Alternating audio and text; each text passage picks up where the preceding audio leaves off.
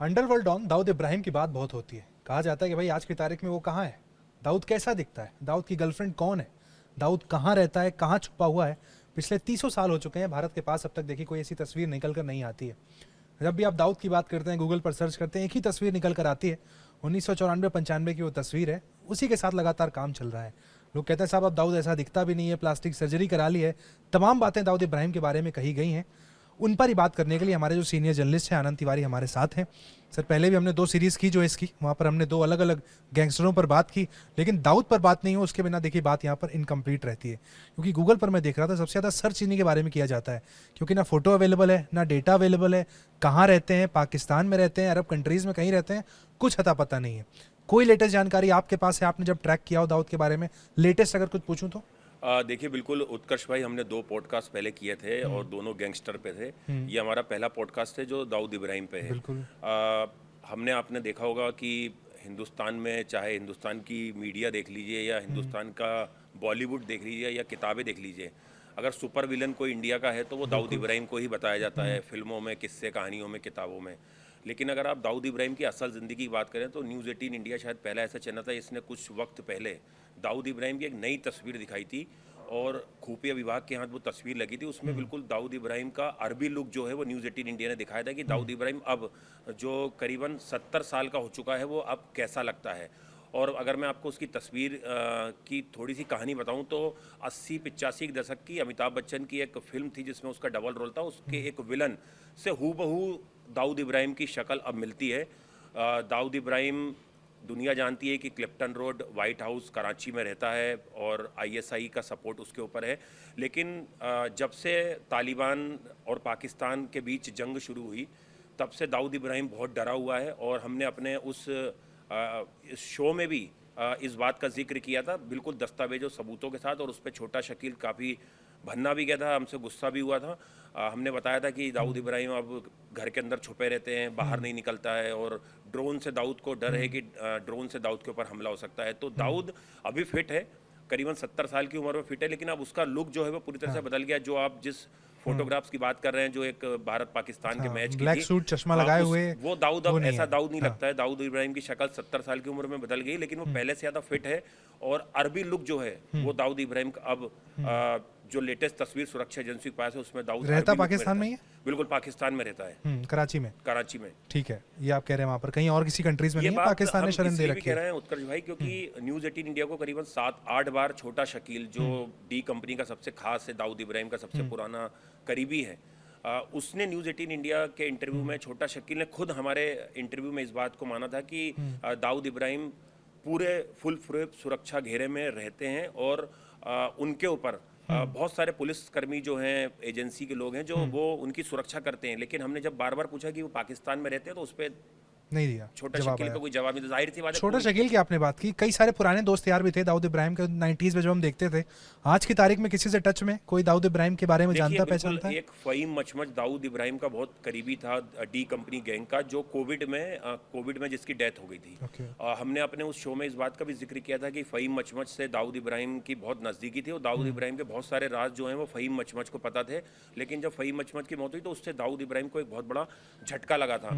इतना ही नहीं, जो कराची में क्लिफ्टन रोड पे जो दाऊद का बंगला है, अगर उत्कर्ष भाई आप उसकी बात करेंगे तो उसमें ये बिल्कुल प्रमाण के साथ हम बोल रहे हैं, कोई कहानी या कोई गॉसिप नहीं है। दाऊद इब्राहिम के किले में एक सीआईए एजेंट ने बाकायदा सेंध लगाई थी आज से 3 साल पहले, और ये पूरा एक ऑपरेशन था। वो आदमी पहले आके पाकिस्तान में सीआईए का एजेंट रुकता है, उसके बाद वो कराची में दाऊद इब्राहिम से दोस्ती बढ़ाता है, उसके घर में आके रुकता है। घर की सारी जानकारियाँ जो है वो सीआईए को पास हो रही थी और प्लान ये था कि दाऊद इब्राहिम को कराची में उसके ही क्लिफ्टन के जो वाइट हाउस है उसके अंदर ख़त्म करना है। लेकिन वो प्लान बीच में रोक दिया गया। उसकी क्या वजह थी किसी को नहीं पता है।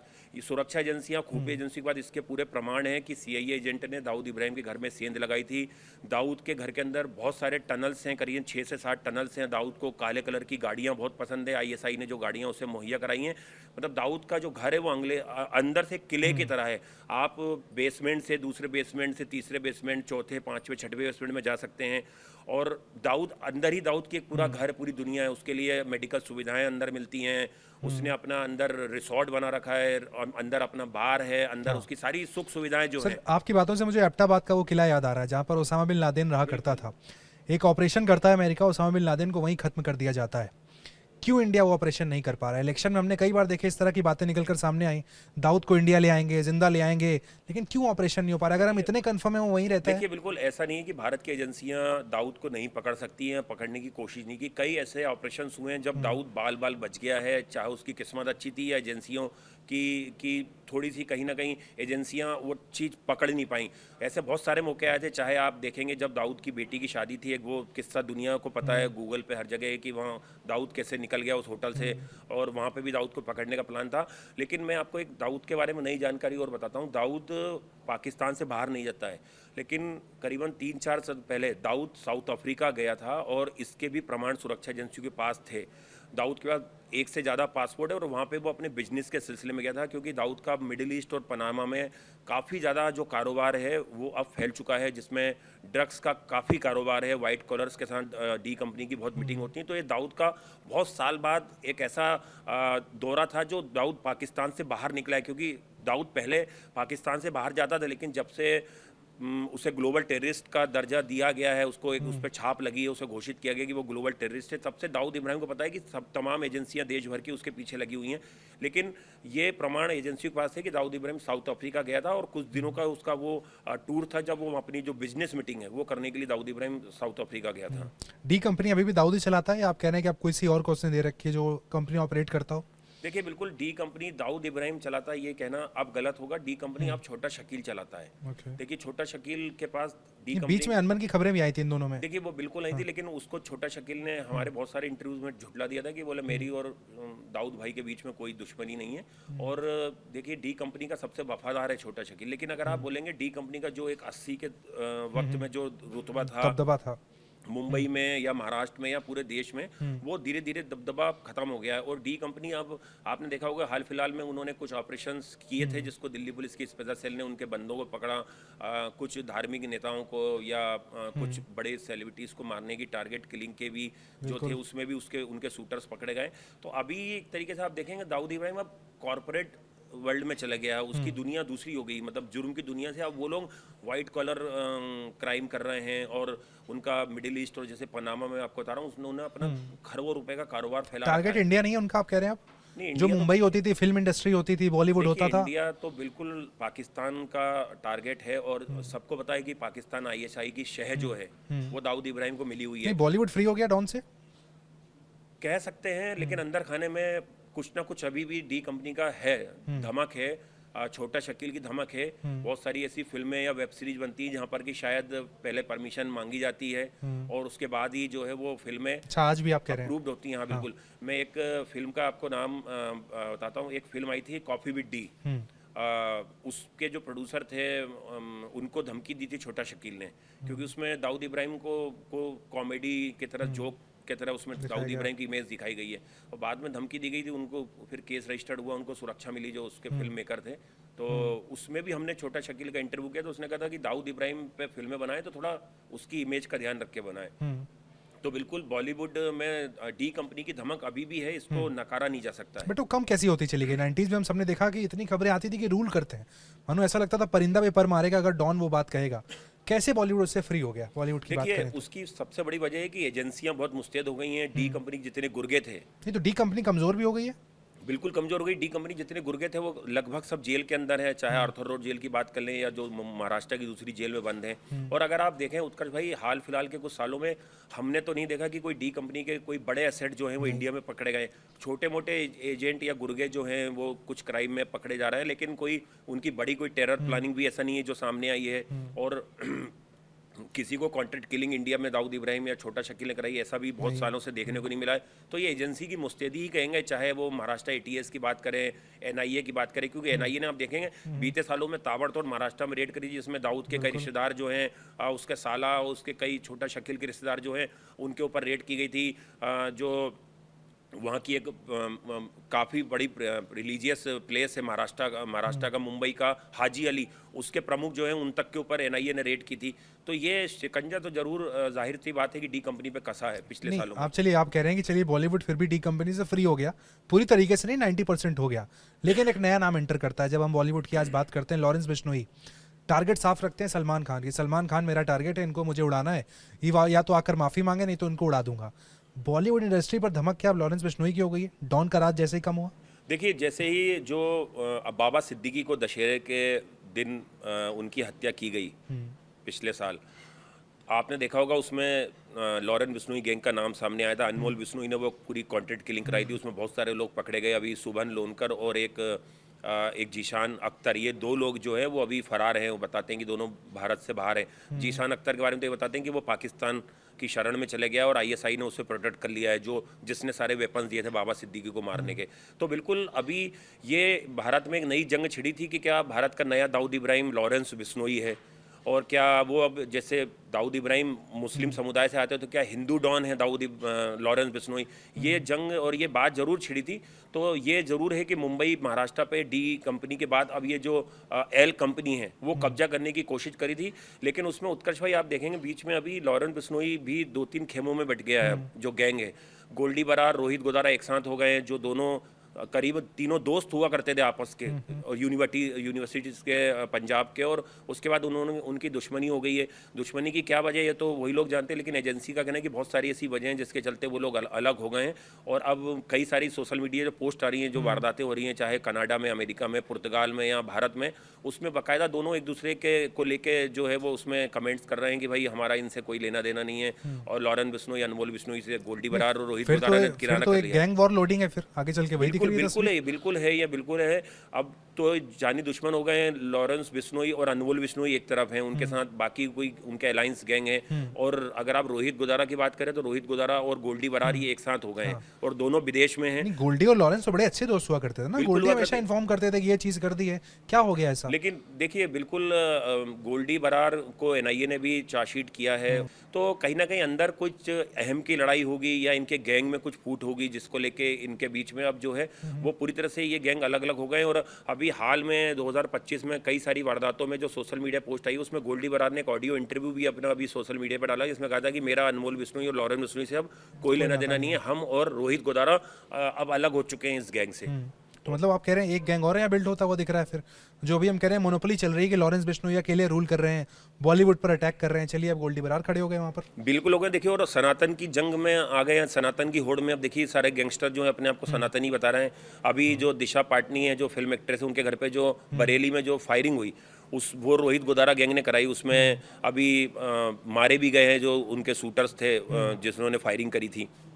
उसमें भी रोहित गोदारा ने कहा कि भाई मैं प्रेमानंद महाराज का भक्त हूँ और उनके ऊपर छीटा कशी कोई करेगा तो हम लोग छोड़ेंगे नहीं। ये क्या है सर, ये यूएसपी है या फिर सच में इतनी भक्ति जाग रही है उनकी कि भाई वो आप इनके भक्त हैं, इनको गोली मार देंगे? ये कहाँ का तरीका है? देखिए, इसके उत्कर्ष भाई 2 रीज़न मुझे जो लगते हैं। एक तो ये है कि दुनिया जानती है कि प्रेमानंद महाराज के करोड़ों फॉलोअर्स हैं, ना केवल इंडिया में बल्कि वर्ल्ड में। तो कहीं ना कहीं शायद गैंगस्टरों को लगता है कि इनके नाम से हमारी फैन फॉलोइंग भी बढ़ जाएगी या हमारे को एक टैग मिल जाएगा, और दूसरा ये है कि जो यंगस्टर हैं इंडिया के, वो सोशल मीडिया पे बहुत तेजी से जो है इन गैंग्स ज्वाइन कर रहे हैं। हमने पिछले पॉडकास्ट में भी ये बात उठाई थी कि कैसे लॉरेंस बिश्नोई की फैन फॉलोइंग पूरे इंडिया में एक वर्ग के लिए हीरो है लॉरेंस बिश्नोई। हाँ, तो ऐसे ही अब हो रहा है कि ये लोग युवाओं को रिक्रूट कर रहे हैं ऑनलाइन।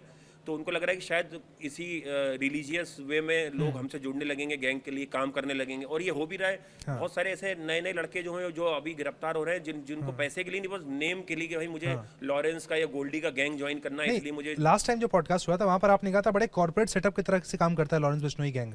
आपने कहा था कि बिल्कुल वहाँ पे कंपनी हायरिंग होती है, उसके बाद वहाँ पर सिलेक्शन होता है। वो जो ग्राफ है ऊपर गया है या फिर आप कह रहे हैं कि नहीं भाई अलग होने से गिरा है? देखिए, बिल्कुल अलग होने से ग्राफ गिरा है, और शक्ति भी बहुत सारी है अब। और चाहे दिल्ली पुलिस की स्पेशल सेल की बात कर लें, यूपी एटीएस की बात कर लें, महाराष्ट्र एटीएस की बात कर लें, या गुजरात या राजस्थान पुलिस की बात कर लें, पंजाब पुलिस की बात कर लें। पंजाब पुलिस इस वक्त बहुत अच्छा काम कर रही है गैंगस्टरों पे, टेररिस्टों पे। तो ये मल्टी एजेंसी जो एक कोऑर्डिनेशन है गैंगस्टरों को लेके, और देश के गृह मंत्री तक ने बोला है कि चाहे वो विदेशी धरती पे कोई गैंगस्टर हो, कोई भी क्रिमिनल हो, या हिंदुस्तान के अंदर, किसी को भी बख्शा नहीं जाएगा और उस सबको भारत लेके आया जाएगा। इसलिए मकोका के तहत न केवल गैंगस्टरों पे इनकी जो प्रचार प्रसार कर रहे हैं सोशल मीडिया पे, उन पे भी जो है वो एक्शन एजेंसियां ले रही हैं। बट ऐसी यूएसपी क्या लगती है आपको लॉरेंस बिश्नोई बिश्नोई की, क्या सलमान खान का नाम यूज करना जो आप कह रहे हैं तमाम लोग प्रभावित हो, या फिर ये धर्म और भक्ति वाला एंगल? आपने पिछली बार बताया था हनुमान जी के भक्त हैं भाई, सुबह पूजा पाठ करते हैं, क्या तरीका है, हाँ, क्यों लोग अट्रैक्ट हो ये रहे तो हैं? लॉरेंस ने अभी भी नवरात्रि में व्रत रखे थे 9 दिन के। ये इनके गैंग का है, वो लंगोटधारी हैं बहुत सारे लोग, लंगोट पहनते हैं, गर्लफ्रेंड नहीं है, किसी ने शादी नहीं करी इनके गैंग में बहुत सारा। ये इनका शुरू से ही ये मतलब ये लोग अपने जो भी इनके स्पिरिचुअल गुरु हैं उनको मानते हैं, तो उनको फॉलो करते बहुत सारे यंगस्टर जो हैं इनके साथ जुड़ रहे हैं। लेकिन अगर आप जैसे हमने जो शुरुआत करी थी डी कंपनी वाली, दाऊद ऐसा नहीं कि दाऊद भारत कभी नहीं आ सकता, लेकिन अभी दाऊद बहुत डरा हुआ है, ये इसमें कोई दो राय नहीं है। और जिस तरह से आप देख रहे हैं अभी पाकिस्तान में जो तालिबान ने त्राहिमाम मचा रखा है, उससे दाऊद इब्राहिम को एजेंसी आईएसआई चाहती है कि प्रोटेक्ट करके रखे अपने जो एसेट बचे हुए हैं, क्योंकि अभी हमने देखा ऑपरेशन सिंदूर में चाहे वो जैश है या लश्कर के, आपने देखा सारे जितने भी उनके हेडक्वार्टर से सारे तबाह कर दिए गए। तो दाऊद वो वक्त भी काफ़ी डरा हुआ था, वो अपने सेफ हाउस के अंदर बाहर रहता है। हमने तो ये तक अपनी एक जो रिपोर्ट थी उसमें ये तक बताया था, उस पर छोटा शकील हम पे भन्ना गया था कि क्या बेतुके सवाल कर रहे हो, कि दाऊद एक जगह पकौड़े भी खाने जाता था अपनी ब्लैक कलर की गाड़ी से, जो उसकी बहुत फेमस जगह कराची में, उसने वहाँ जाना ही बंद कर दिया डर से कि भाई कोई कहीं किलिंग्स ना हो जाए, कोई अटैक ना हो जाए। गर्लफ्रेंड से मिलने जाता था, ऐसे भी कोई किस्से थे? देखिए बिल्कुल ये एजेंसियों को ये जानकारी है कि दाऊद की 2 बीवियां पहले से हैं, लेकिन दाऊद की एक पेशे से डॉक्टर एक लड़की थी, उससे दाऊद का अफेयर था, और जो इंग्लैंड में बताई जाती है।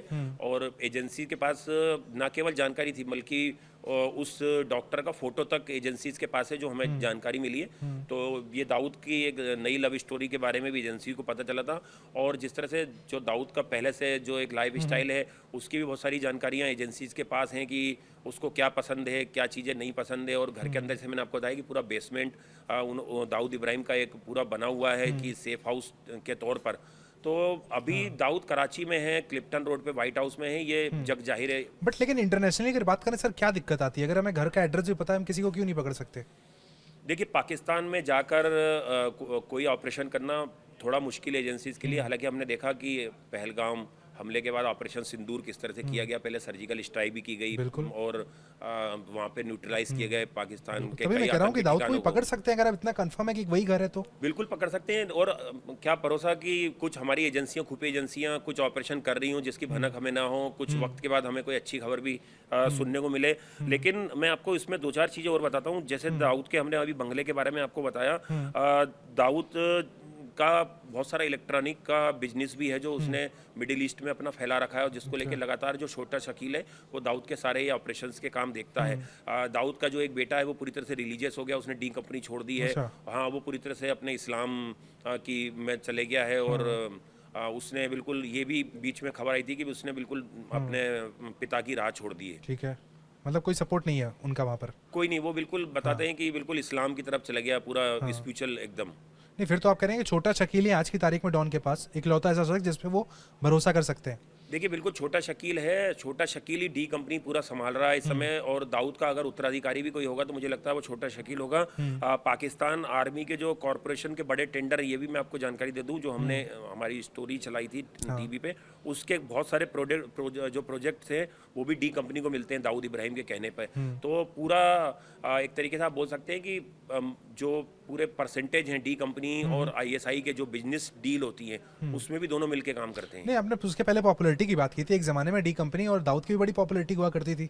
जैसे हम लॉरेंस की पॉपुलैरिटी की बात करें, आज इतनी ज़्यादा है, एक समय पे उनकी भी थी लेकिन गिरी, वो डाउनफॉल आया। देखिए बिल्कुल दाऊद इब्राहिम ने जब तक ताबड़तोड़ वारदातें की है, जो दाऊद इब्राहिम का जिस तरह से थ्रेट किए, या जो बॉलीवुड में दाऊद का जो दबदबा था, उसके बाद से अगर पिछले अभी आप सिद्धू मूसेवाला से देखें, जो लॉरेंस का कद बड़ा है जुल्म की दुनिया में, जरायाम की दुनिया में, उसमें जो बड़ी बड़ी किलिंग्स उसने कराई, निज्जर तक में हरदीप निज्जर में नाम आया कि भाई वो दाऊद, वो छोटा लॉरेंस बिश्नोई ने कराई है कनाडा के अंदर। फिर एपी डिल्लो, गिरपी ग्रेवाल जैसे बड़े पंजाबी सिंगर हैं, उनके घर पे फायरिंग कराई गई कनाडा में। इसके बाद बाबा सिद्दीकी का मर्डर कराया गया।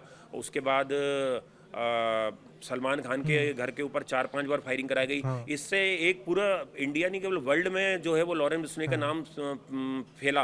और अगर हम देखेंगे अभी जो पिछली सरकार थी कनाडा की, उसने तो प्रेस कॉन्फ्रेंस करके बाकायदा उस सरकार और पुलिस ने बोला था कि जो लॉरेंस बिश्नोई है वो इस पूरी घटनाओं के पीछे है, वारदात के जो कनाडा में हुई। अब तो उसको टेररिस्ट का ठप्पा भी जो है वो लगा दिया है कनाडा। सर, आपने पंजाबी सिंगरों का जिक्र किया, मैं समझना चाहता हूँ कि ऐसा क्यों होता है कि पंजाबी सिंगरों को ही गैंगस्टर टारगेट करते हैं, धमकी देते हैं? बॉलीवुड सिंगर नहीं होते हैं, किसी और भाषा के सिंगर नहीं होते हैं, पंजाबी सिंगर ही क्यों इजी टारगेट है? देखिए बिल्कुल पंजाब की जो म्यूजिक इंडस्ट्री है वो कहीं ना कहीं उसके लिंक गैंगस्टरों के साथ पहले से हैं। ठीक है। और ये बात हम नहीं कह रहे हैं, एजेंसी कह रही है, पंजाब पुलिस कह रही है। बहुत सारे ऐसे एविडेंस और वीडियो सामने आए जहाँ पर कि गैंगस्टर जो हैं वो पंजाबी सिंगर्स के साथ देखे गए हैं। अनमोल बिश्नोई का भी एक वीडियो जो है वो फॉरेन का एक पार्टी का आप देखेंगे, वो भी उसमें भी एक वो पंजाबी सिंगर के साथ अनमोल बिश्नोई नजर आ रहा है। तो बिल्कुल वहाँ की म्यूजिक इंडस्ट्री में पंजाबी गैंगस्टरों का दबदबा है। और वो सिद्धू मूसेवाला में आप देख लीजिए, सिद्धू मूसेवाला केस में भी यही हुआ था। जो उसका मैनेजर था शगुनप्रीत, उसने जो वहाँ पर जो मोहाली में एक किलिंग हुई थी अकाली नेता की, उसके सूत्रों को अपने यहाँ छुपा के रखा हुआ था उसने, विक्की मिद्दू खेड़ा की, जिसके वजह से फिर सिद्धू मूसेवाला को मारा गया। तो पंजाबी म्यूजिक इंडस्ट्री में बिल्कुल पैसा बहुत है। एक तो उत्कर्ष भाई पैसा बहुत ज़्यादा है, और गैंगस्टरों की निगाह पैसे पे होती है, वो उनको प्रोडक्शन मनी चाहिए होती है। तो वो इनको बोलते हैं सिंगर्स को, भाई तुम हमारे लिए गाने गाओ या हमारी कंपनी जो है उसमें तुम अपना परसेंटेज लगाओ। पंजाबी जितने सिंगर हमने देखा है वो सब डिनाई करते हैं, कहते हैं कि भाई मजबूरी में कभी कोई साथ दिख गया होगा लेकिन हम जानते नहीं पहचानते नहीं। तो ये बात बिल्कुल जग जाहिर है कि जो पंजाब की म्यूजिक इंडस्ट्री है और जो म्यूजिक कंपनियां हैं उसमें पैसा जो है वो गैंगस्टरों का लगा हुआ है।